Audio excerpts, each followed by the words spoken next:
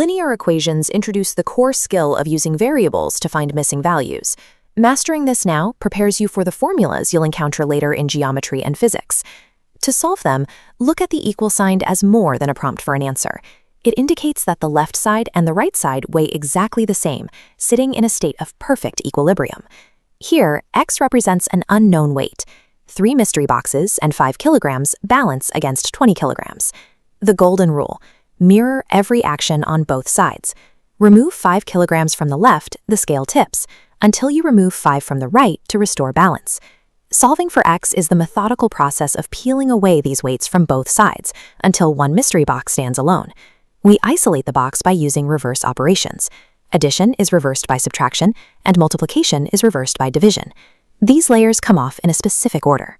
You remove addition or subtraction first to clear the outside, then address the multiplication or division attached directly to the variable. On our scale, we have 3 boxes balancing 15 kilograms. Since the 3 is multiplying the boxes, we divide both sides by 3. This leaves one box isolated and equal to 5 kilograms. If an equation has variables on both sides, the goal is to gather them together. Subtract the smaller group of x's from both sides, so all your unknowns are on one pan and the plain numbers are on the other. When you see brackets, remember that the outside multiplier interacts with every term inside. In this example, the 2 multiplies the x and the 3, resulting in 2x plus 6. No matter how many terms you start with, applying these reverse operations to both sides will eventually reduce the problem to the value of x. Word problems often carry the most marks. You can tackle them using a 4-step framework. Define the variable, translate the sentences, solve the equation, and check the result against the story. A word-to-symbol dictionary helps map the language to math. Words like is or gives represent the equal sign. Sum or increased by mean addition, while product or times indicate multiplication. In a problem about ages, like Rahul being 3 times as old as his son, start by assigning x to the youngest person. If the son is x, then Rahul is 3x. To find their ages in 12 years, add 12 to both. Using our dictionary converts the sentence Rahul will be twice as old into the equation 3x plus 12 equals 2 times the quantity x plus 12.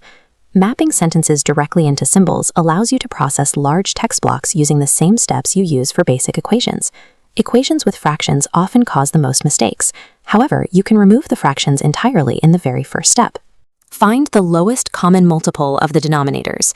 When you multiply every term in the equation by that number, the fractions cancel out, leaving you with whole integers. Even with correct math, you can lose points by answering the wrong question.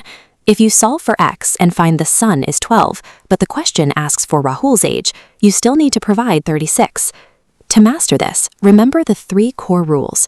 Treat the equation like a balance, undo operations in reverse order, and use your dictionary to set up word problems.